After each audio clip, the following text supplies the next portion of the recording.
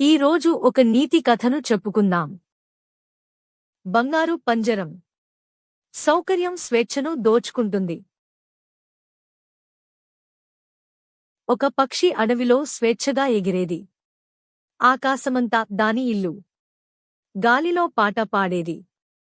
నేలమీది పళ్ళు తినేది. ఒకరోజు ఒక వ్యక్తి వచ్చాడు.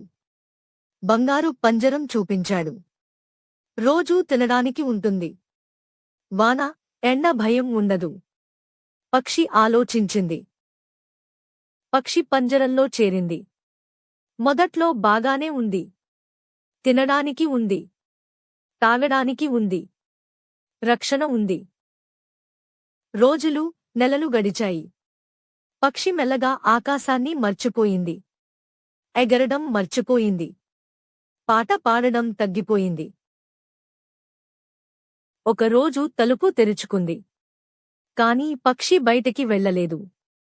ఎందుకంటే అది ఎగరడమే మర్చిపోయింది.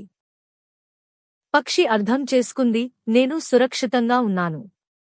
కాని నేను జీవించడం మానేశాను. సౌకర్యం నా స్వేచ్ఛను దోచుకుంది. నీతి: సౌకర్యం అవసరం. కాని అది నిన్ను బందీ చేయనివ్వకు. స్వేచ్ఛను, ఎదుగుదలను వదులుకోకు. బంగారు పంజరం కూడా పంజరమే. ఈ కథ మీకు నచ్చిందా?